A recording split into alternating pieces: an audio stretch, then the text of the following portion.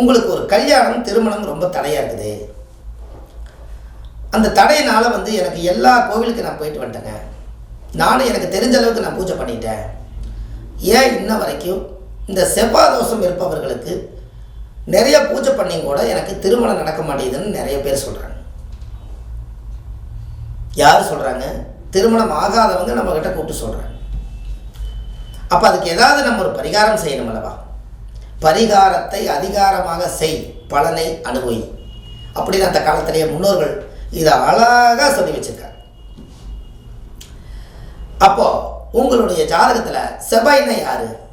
முருகர். சரி, செவ்வாயுடைய நிறம் என்ன? இரத்த கலர், சிவப்பு. இப்போ உங்களுக்கு கல்யாணம் நடக்கணும்னு சொன்னால் இந்த செவ்வாய் ஏதோ ஒரு போன பிறவியில், இந்த செவ்வாய் பகவான்கிறது யார்? இரத்த சம்மந்த உறவுகள். நாம் இந்த அண்ணன் தம்பிகளுக்கு அக்கா தங்கச்சிகளுக்கெல்லாம் ஒரு காலத்தில் சீர் செய்யலைன்னா நம்மளுக்கு இந்த தீட்டு, அக்கா தங்கச்சிகளோட தாய் மாமனுக்கெல்லாம் நீங்கள் சீர் செய்யலைன்னா தாய் மாமனை பிறந்து வேஸ்ட்டு, இப்படியெல்லாம் அந்த காலத்தில் முன்னோர்கள் சொல்லுவாங்க.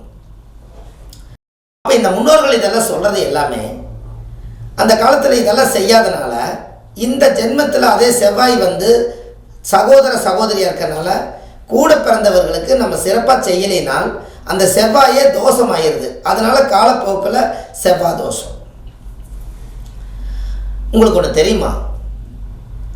நீங்கள் செவ்வாய் தோஷம் நிவர்த்தி பண்ணணுன்னா நீங்கள் கூட பிறந்தவங்களை அக்கா தங்கச்சி அண்ணன் தம்பி இவங்களுக்கு எல்லாமே புடவை வாங்கி கொடுக்குறதும், அவங்கள சாப்பிட வைக்கிறதும், அவங்களுக்கு சீர் சீமந்தம் அவங்க வீட்டில் போய் செய்கிறதெல்லாம் நீங்கள் பண்ணினீங்கனாலே செவ்வாய்ங்கிற சகோதர சகோதரி அண்ணன் தம்பிகள் எல்லாம் சந்தோஷப்பட்டாலே இந்த ஜாதகத்துக்கு செவ்வாய் ரிமூவ் பண்ணிடும்.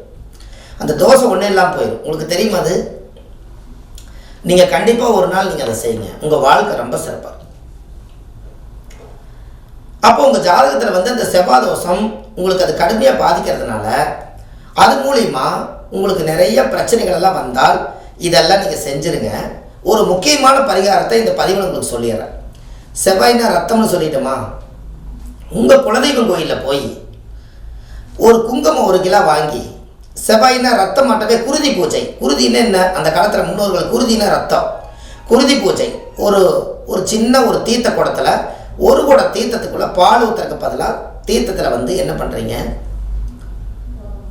1 குடம் பால், 1 குடம் குங்கும தீர்த்தம், இது 2 வச்சுக்கோங்களேன். இப்படி 1 குடம் பால், 1 குடம் செவ்வாய் தீர்த்தம். ஏன் பாலும் சிவப்பு குங்குமத்தையும் நான் சாமிக்கு நீங்கள் அபிஷேகம் பண்ணுங்க.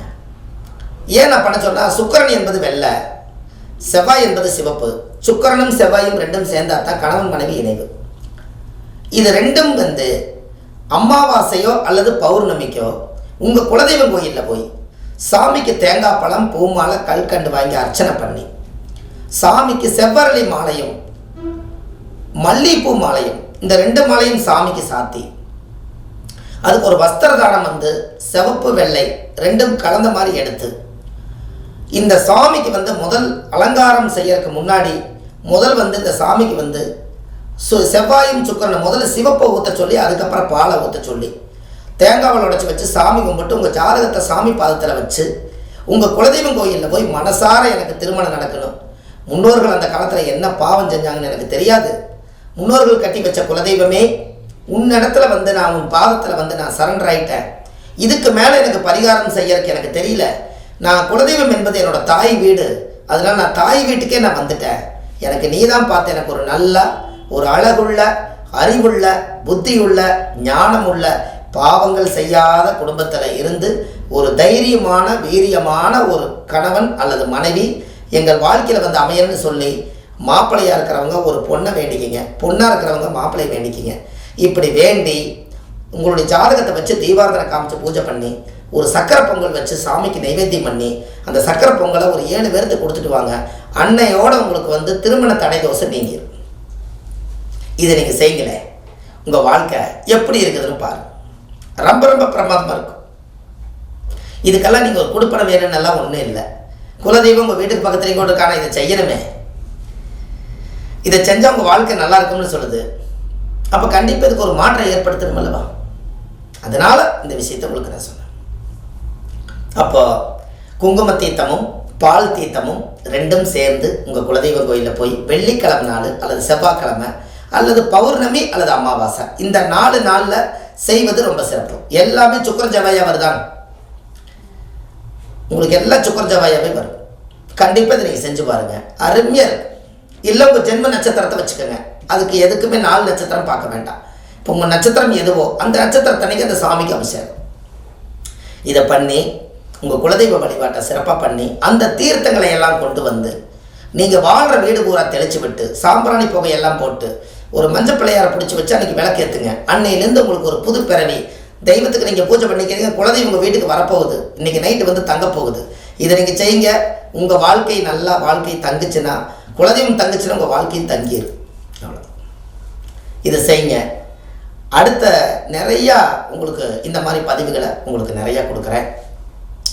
சுப மாரிமுத்துன்னு யூடியூப்பில் போனாலோ அல்லது நீங்கள் வள்ளுவர் வாக்குன்னு யூடியூப் சேனலில் போனீங்கன்னா ஒரு 700-800 வீடியோ உங்களுக்கு கொடுத்துருக்கேன். நீங்கள் உள்ளே போய் பார்த்தீங்கன்னா அவ்வளவு விஷயங்கள் உங்களுக்கு நிறைய எளிமையான பரிகாரத்தை நிறைய கொடுத்துருக்கேன்.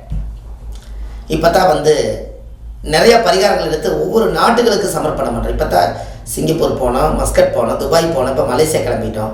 இப்போ எல்லா நாட்டுகளையுமே இந்த எளிமையான பரிகாரங்கள் அங்கேயும் நிறைய மக்களுக்கு கல்யாணம் ஆகாமல் படித்த மாப்பிள்ளை இல்லாமல் நிறைய கஷ்டப்படுறாங்க. அதனால் ஒவ்வொரு நாட்டுகளையும் போய் நாங்கள் ஃப்ளைட்டை ஏறி அங்கே போய் அங்கே உட்காந்து நீங்கள் இவ்வளோ தூரம் ஃப்ளைட்டை பிடிச்சி எங்கள் ஊரில் நீங்கள் ஜாதகம் சொல்கிறதுக்கு நாங்கள் தான் கொடுத்து வச்சுருக்கோம். நாங்கள் நிறைய பேர் சொல்கிறாங்க.